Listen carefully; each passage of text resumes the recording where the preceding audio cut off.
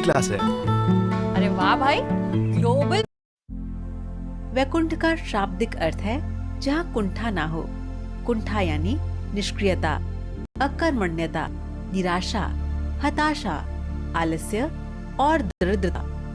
इसका मतलब ये हुआ कि वैकुंठ धाम एक ऐसा स्थान है जहाँ कर्महीनता नहीं है, निष्क्रियता नहीं है। कहते हैं कि मरने के बाद पुण्य कर्म करने वाले लोग स्वर्ग या वैकुंठ जाते हैं। हालांकि वेद ये नहीं कहते हैं कि मरने के बाद लोग स्वर्ग या वैकुंठ जाते हैं। वेदों में मरने के बाद गतियों के बारे में उल्लेख मिलता है और मोक्ष क्या होता है इस पर ही ज्यादा चर्चा है। खैर, आज की वीडियो में हम आपको पुराणों के अनुसार बता रहे हैं वैकुंठ धाम कहाँ है और कैसा है। स्वागत है दोस्तों आपका हमारे चैनल समय चक्र।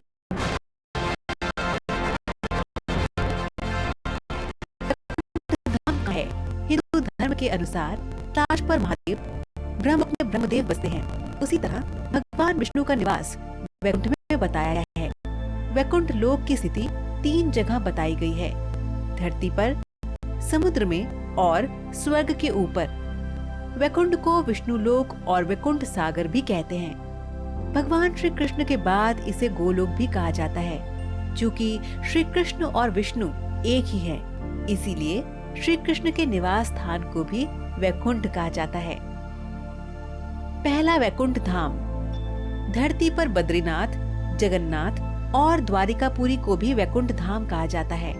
चारों धामों में सर्वश्रेष्ठ हिंदुओं का सबसे पावन तीर्थ बद्रीनाथ नर और नारायण पर्वत श्रृंखलाओं से घिरा अलकनंदा नदी के बाएं तट पर नीलकंठ पर्वत श्रृंखला की पृष्ठभूमि पर स्थित है। भारत के उत्तर में स्थित ये मंदिर भगवान विष्णु का दरबार माना जाता है। बद्रीनाथ धाम में सनातन धर्म के सर्वश्रेष्ठ आराध्य देव श्री बद्री नारायण भगवान के 5 स्वरूपों की पूजा अर्चना होती है। विष्णु के इन 5 रूपों को पंच बद्री के नाम से जाना जाता है। श्री विशाल बद्री, श्री योग ध्यान बद्री, श्री भविष्य बद्री, श्री वृद्ध बद्री और श्री आदि बद्री। बद्रीनाथ के अलावा द्वारिका और जगन्नाथपुरी को भी वैकुंठ धाम कहा जाता है। कहते हैं कि सतयुग में बद्रीनाथ धाम की स्थापना नारायण ने की थी। त्रेता युग में रामेश्वरम की स्थापना स्वयं भगवान श्री राम ने की थी। द्वापर युग में द्वारिका धाम की स्थापना योगीश्वर श्री कृष्ण ने की थी और युग में जगन्नाथ धाम को ही वैकुंठ कहा जाता है। पुराणों में धरती के वैकुंठ के नाम से अंकित जगन्नाथपुरी का मंदिर समस्त दुनिया में प्रसिद्ध है।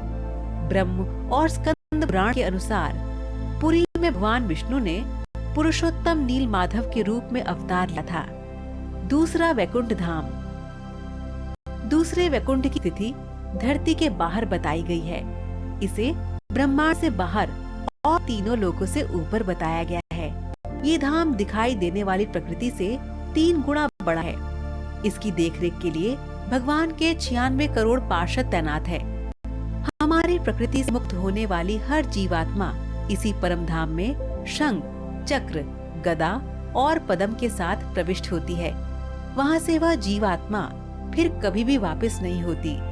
यहाँ श्री विष्णु अपनी 4 पटरानियों श्रीदेवी, भूदेवी, नीला और महालक्ष्मी के साथ निवास करते हैं। इसी वैकुंठ के बारे में कहा जाता है कि मरने के बाद विष्णु भक्त पुण्य आत्मा यहाँ पहुँच जाती है।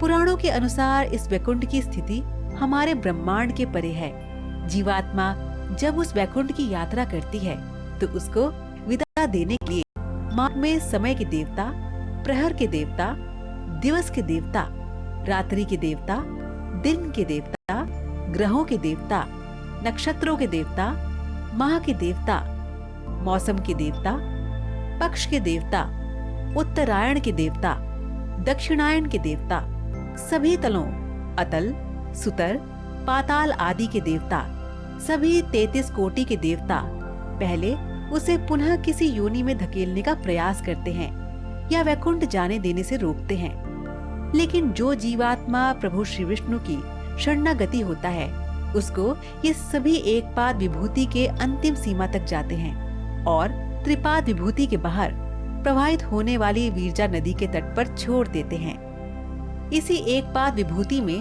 हमारा संपूर्ण ब्रह्मांड और सारे लोग अवस्थित हैं। इस एक पाद विभूति की सीमा के बाद शुरू होता है वैकुंठ धाम।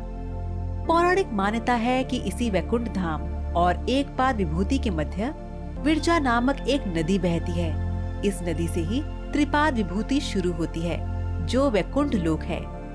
मुक्त होने वाली जीवात्मा को जब सभी देवता विरजा नदी तक छोड़कर जाते हैं, तब वह जीवात्मा नदी में डुबकी लगाकर उस पार चली जाती है। उस पार से पार्षदगण उसको सीधे श्री हरि विष्णु के पास जाते हैं। वहाँ वह उनके दर्शन करके परम आनंद को प्राप्त करता है और इस प्रकार त्रिपाद विभूति में वह जीवात्मा सदा के लिए स्थापित हो जाती है। पुराणों में इस वैकुंठ धाम का बड़ा ही रोचक चित्रण किया गया है। हे अर्जुन, अव्यक्त अक्षर इस नाम से कहा गया है। उसी अक्षर नामक अव्यक्त भाव को परम गति कहते हैं तथा जिस सनातन अव्यक्त भाव को प्राप्त होकर मनुष्य वापस नहीं आते, वह मेरा परम धाम है। तीसरा वैकुंठ धाम। भगवान श्री कृष्ण ने द्वारिका के बाद एक और नगर बसाया था, जिसे वैकुंठ कहा जाता था। कुछ इतिहासकारों के मुताबिक अरावली की पहाड़ी श्रृंखला पर कहीं वैकुंठ धाम बसाया गया था, जहाँ इंसान नहीं सिर्फ साधक ही रहते थे। भारत की भौगोलिक संरचना में अरावली प्राचीनतम पर्वत है। भूशास्त्र के अनुसार भारत का सबसे प्राचीन पर्वत अरावली का पर्वत है। माना जाता है कि यहीं पर श्री कृष्ण ने वैकुंठ नगरी बसाई थी। राजस्थान में ये पहाड़ दक्षिण पूर्व दिशा से चलता हुआ ईशान दिशा में करीब दिल्ली तक पहुंचा है। अरावली या अरवली उत्तर भारतीय पर्वतमाला है। राजस्थान राज्य के पूर्वोत्तर क्षेत्र से गुजरती 560 किलोमीटर लंबी इस पर्वतमाला की कुछ चट्टानी पहाड़ियां दिल्ली के दक्षिण हिस्से तक चली गई हैं। अगर गुजरात के किनारे अर्बुद या माउंट आबू का पहाड़ उसका एक सिरा है, तो दिल्ली के आसपास की छोटी छोटी पहाड़ियां धीरज द रिज दूसरा सिरा है। वैकुंठ और परम धाम में अंतर। परम धाम कहते हैं कि परम धाम में जाने बाद जीवात्मा सदा के लिए जीवन और मरण के चक्र से मुक्त जाती है। ये धाम सबसे ऊपर अर्थात सर्वोच्च है। यहाँ निरंतर अक्षय सुख की अनुभूति होती रहती है। ये धाम स्वयं प्रकाशित है। यहाँ ना सुख है और ना दुख, यहाँ तो बस परम आनंद ही है। वैकुंठ धाम। मान्यता है कि इस धाम में जीवात्मा कुछ साल के लिए आनंद और सुख को प्राप्त करती है। इन सुख भोगने के बाद उसे पुनः मृत्यु में आना होता है। इस स्थान को स्वर्ग से ऊपर बताया गया है। वैकुंठ के ऊपर कैलाश पर्वत है। वैकुंठ को सूर्य और चंद्र प्रकाशित करते हैं। यहाँ गौर करें तो ये विष्णु का बद्रीनाथ धाम है।